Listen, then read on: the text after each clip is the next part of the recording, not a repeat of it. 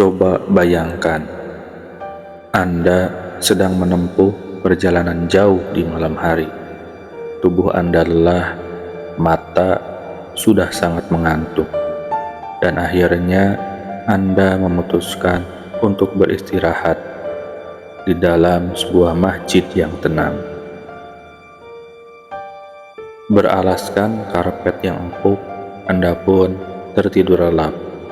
Namun, baru beberapa jam terpejam, Anda tiba-tiba terbangun karena merasa tubuh Anda mendadak basah kuyup, dingin, dan mencium aroma tanah yang sangat anyir.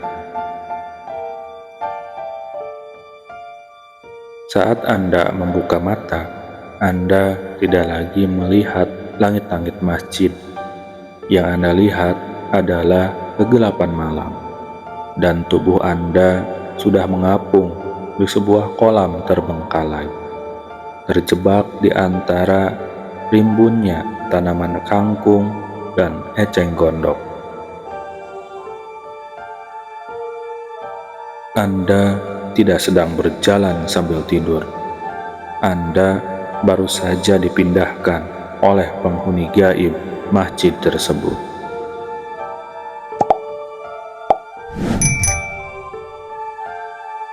Halo semuanya, selamat datang kembali di channel Yuda Ari Sanjaya. Malam ini kita akan membahas sebuah kisah misteri yang sangat dekat dengan kehidupan kita sehari-hari.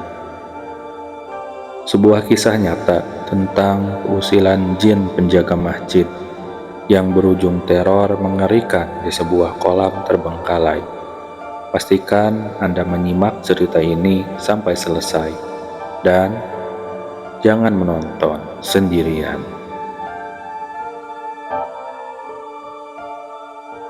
Kisah ini terjadi di salah satu desa di jalur lintas provinsi.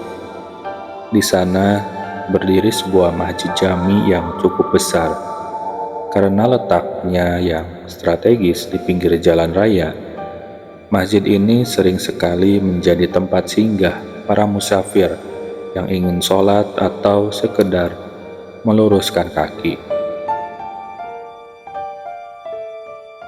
Namun, ada satu pemandangan yang ganjil.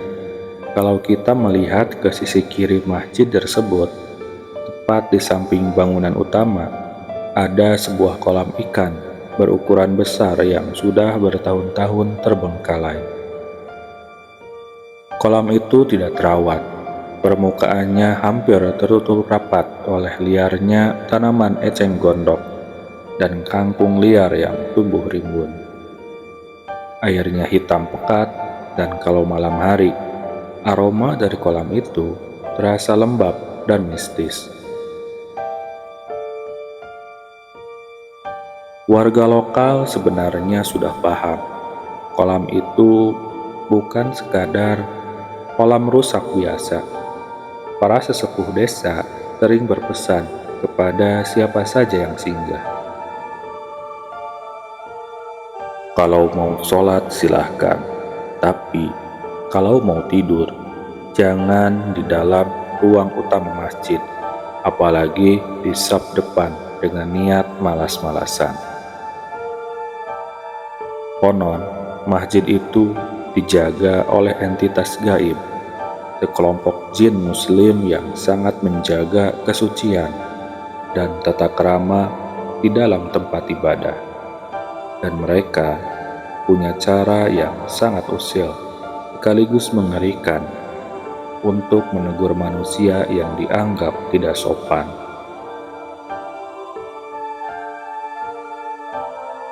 Teror ini dialami langsung oleh seorang pemuda bernama Ilham. Sekitar tahun lalu, malam itu jarum jam sudah menunjukkan pukul 11 malam lewat. Ilham yang sedang mengendarai motor antar kota merasa kantuknya sudah tidak bisa ditahan lagi. Kepalanya sudah pening. Begitu melihat buah masjid ini, Ilham langsung berbelok masuk ke halaman. Suasana malam itu sepi sekali. Hanya ada suara angin malam yang sesekali menggoyangkan dedaunan pohon mangga di depan masjid. Ilham masuk, mengambil air wudhu, lalu melaksanakan sholat Isya yang terlambat. Selesai sholat, rasa lelahnya justru makin menjadi-jadi. Alih-alih tidur di teras luar bersama beberapa musafir lain, Ilham memilih masuk kembali ke dalam ruang utama masjid. Dia menggelar jaketnya tepat di saf kedua, tidak jauh dari mimbar. Dia berpikir, tidur di dalam ruangan jauh lebih aman dari nyamuk dan udara hangat karena ada kipas angin gantung. Tapi sebelum Ilham benar-benar memejamkan mata, dia sempat melirik ke arah jendela kaca besar yang menghadap langsung ke area kolam terbengkalai di luar. Di balik kaca yang remang-remang itu, Ilham merasa seperti melihat ada sekelebat bayangan hitam yang sangat tinggi besar. Berdiri diam di atas permukaan kolam, seperti sedang menatap lurus ke arahnya yang sedang rebahan di dalam masjid. Namun, karena terlalu lelah, Ilham mengabaikan firasat buruk itu. Dia pun terlelap tidur.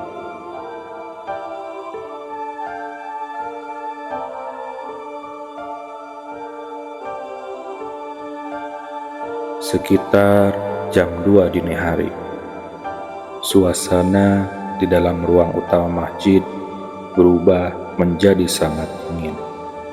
Dingin yang tidak wajar, sampai-sampai membuat bulu kuduk Ilham merinding dalam tidurnya. Tiba-tiba Ilham terbangun, namun ada yang aneh. Matanya bisa terbuka sedikit, jiwanya sadar, tapi seluruh tubuhnya kaku total, tidak bisa digerakkan. Ya, Ilham mengalami apa yang sering disebut dengan erup-erup atau ketindihan. Dalam kondisi tidak berdaya itu, kuping Ilham menangkap sebuah bisikan gaib yang sangat berat dan parau di dekat telinganya. Suara itu berbahasa Jawa halus yang artinya, "Ini bukan tempat untuk tidur." Seketika itu juga Ilham merasakan sensasi yang luar biasa aneh. Tubuhnya terasa seringan kapas. Lalu perlahan-lahan dia merasa badannya diangkat ke udara oleh beberapa pasang tangan yang rasanya dingin sekali seperti es. Ilham ingin berteriak, tapi suaranya tertahan di tenggorokan. Dalam pandangannya yang samar dan berputar, dia melihat pintu samping masjid terbuka sendiri tanpa suara, dan tubuhnya dibawa melayang keluar, menuju ke arah kegelapan kolam terbengkalai. Dan piur, rasa dingin yang luar biasa langsung menusuk tubuh Ilham. Air yang kotor dan bau anyir langsung masuk ke dalam hidung dan mulutnya. Ilham tersedak hebat dan langsung tersadar 100%. Dia gelagapan di dalam air yang gelap. Tangannya panik mencengkram apa saja. Dan yang dia rasakan adalah untayan batang kangkung dan daun eceng gondok yang melilit kakinya. Jantungnya berdegup sangat kencang. Dia menyadari satu hal yang tidak masuk akal. Dia tidak lagi di atas karpet masjid. Dia berada di tengah-tengah kolam terbengkalai yang airnya setinggi dada. Saat Ilham berusaha bersusah payah merangkak ke tepian kolam yang licin, dia sempat menoleh ke belakang. Di tengah keremangan malam, di antara rimbunnya tanaman eceng gondok, Ilham melihat sebuah sosok bayangan hitam bertangan panjang sedang berdiri di atas air, memperhatikan dirinya sambil mengeluarkan tawa yang sangat pelan namun menyayat hati.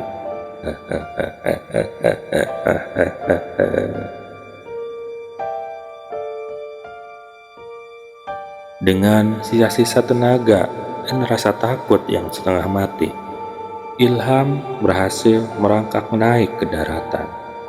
Dia berlari ke teras masjid dengan kondisi tubuh yang gemetaran, basah kuyup dan penuh dengan lumpur, serta daun kangkung yang menempel di bajunya. Tidak lama kemudian, marbot masjid datang untuk persiapan sholat subuh. Melihat kondisi Ilham yang mengenaskan, sang marbot tidak terkejut. Beliau hanya menghela napas panjang dan berkata, "Mas, sampean tidur di dalam ruangan utama ya? Sudah sering kejadian di sini. Saf depan itu tempatnya malaikat dan jin muslim sholat malam. Jangan dipakai buat tidur sembarangan." Teman-teman sekalian, kisah yang dialami Ilham ini menjadi tamparan sekaligus pengingat berharga bagi kita semua. Tempat ibadah, apapun agamanya, adalah tempat yang suci dan mulia. Saat kita berada di sana, kita harus menjaga sopan santun dan tata krama, karena kita tidak pernah tahu ada penghuni lain yang sedang mengawasi gerak-gerik kita. Bagaimana menurut kalian? Apakah di tempat atau daerah kalian ada mitos serupa tentang tempat ibadah yang punya aturan gaib seperti ini? Tulis cerita atau pendapat kalian di kolom komentar di bawah. Saya, Yuda Sanjaya, pamit undur diri. Tetap waspada, karena misteri selalu ada di sekitar kita. Sampai jumpa di video berikutnya.